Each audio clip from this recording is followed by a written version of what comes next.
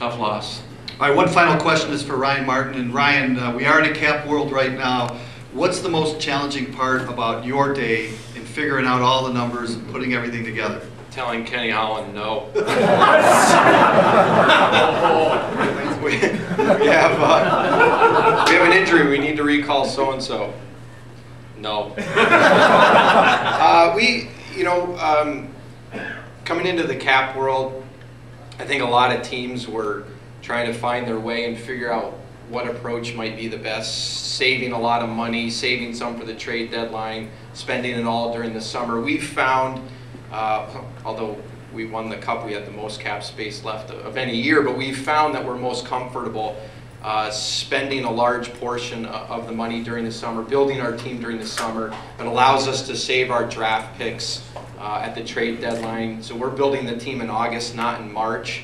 And because we do that, we set aside a little bit of money to account for Chris and Ken and I. We've sort of taken the approach, and our pro scouts have taken the approach, we're going to build the team in August, and that's how we're going to account for depth and injury issues over the course of the year. So unfortunately, the negative repercussion of that is you don't have a whole lot of options or flexibility or money left during the season. So, but so far, I think it's worked well with the players that we've had to bring up. All right, how about a nice round of applause?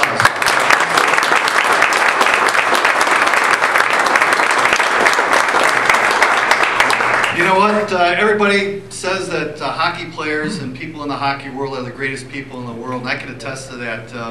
Working with them day in and day out, these guys and the players just terrific. So I want to thank Chris, Jim, Ryan for being here today for our annual DSBA playoff meeting. I want to wish you the best of luck in the playoffs this season, and hopefully come June we'll raise another silver chalice here in Detroit. Before we close it out, Will Teeman has one more announcement.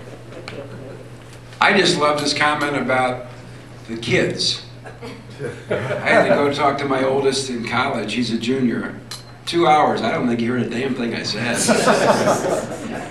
Our next meeting, by the way, is going to be on Tuesday, June the 21st. It's going to be at the Bayview Yacht Club. We became involved with the Mackinac race last year, and it was a blast. Bruce Babbitt's in charge. You want to stand up and say hi? Or just wave? There's a lot of things I can't relate to, but I can relate to their new corporate sponsors, Bell's Brewery. Yeah. David Monroe. So I thank everybody for coming. This was a great meeting. I enjoyed all the conversation. So see you at Bayview. Thank you. Quite an honor to be here with all of you. When George asked me yesterday to speak to you, I thought, what an honor to speak to the broadcasters of Detroit sports. Unfortunately, Detroit sometimes gets a bad rap with crime, economics, political issues. But I think that you probably have one of the best jobs. The most consistent thing we have being in Detroit is our teams. And we have some of the best professional teams here. And when there's bad times, the fans, that's where we can go and we can let it go and forget all the problems that we're having or enjoying hearing you on the TV or on the radios when you're broadcasting them. So we thank you for that. That gives us a little relief from our everyday life out there. We have the Lions. You know, I can remember when I was little, they probably have the most faithful fans, those Lions fans. And I can remember going and my dad saying to me, you know, let's bundle up and we'd go to Tiger Stadium. Now I'm showing my age, I know, but, and we would go, and I can remember as a young child look at him and say, Daddy, why do they keep stopping the game? Like they just keep stopping. It's hike, hike, boom, and they just don't go. So you can tell I'm not much of a football fan. It just takes too long and there's too many commercials. Then we have the beloved Tigers, and we all love the Tigers. I'm sure we all have memories of being at Tiger Stadium on a nice summer night or Comerica. There's nothing better than our Tigers, and they brought us a couple championships here too. And the good hot dogs, the pop, and everything else. And by the 5th inning, I'm done eating and I'm ready to go. So maybe we should have Tiger games that should be 6 innings long, and then that would be a little better too for me.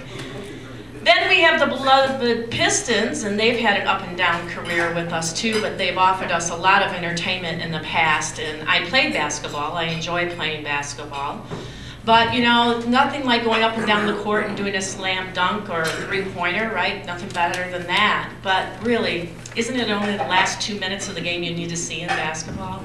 So that brings us to the Red Wings, which is my favorite team and my passion and my love, and of the Foreign Club too. And through the years with the Red Wings, we've been in existence, the Red Wing Foreign Club, since 1949. And it started back with a couple people getting together and doing social events, drinking a lot from what we can tell from the records. And they would take a lot of road, right? Look at, you're shaking your head, even when you were there, Dennis, it was. But we didn't drink though. No. You inhaled. No, I didn't. I joined the club the first year, Dennis, so I have to thank you for that. You were the president when I joined for the first year, so Dennis and I go back a lot of years. But we've gone through a lot with the Red Wing organization. We've gone through a couple new arenas. We went through the Love Olympia and Joe Louis, and hopefully a new arena soon. Yes, hopefully. We hope there's a new one coming for us. We've gone through two different owners, the Norrises, good or bad, or whatever names you want to call them. They were with the organization for a long time. And then again, our current owners, the Illiges. And what a blessing they've been to the sport of baseball, to hockey, and to the city. So we're very blessed to have the Illiges, we feel, as the owners of the Red Wings. We go on to general managers, and we're very lucky there too. We've basically had two of the best. Well, they are the best, Jimmy Devellano and Ken Holland. We're sorry he's not here today. He's a man that we put our trust in, and I won't lie, there's many times I think, what is that man thinking? What is he doing? But somehow or another they lead us to championships all the time. And then the players. We have players that have more NHL Hall of Famers than any of the teams that are most probably well known. We've got, you know, the production three, and we've got Steve Yzerman and Chris Chelios hopefully soon, right, Chris? So we're hoping for that. And then the coaches. We've had some very lively coaches. You know, we've had Jacques Demers and Scotty Bowman, right? Never the best for Scotty. You never knew what he was thinking, but he got the job done. And of course now Mike Babcock, which is bringing us to a lot.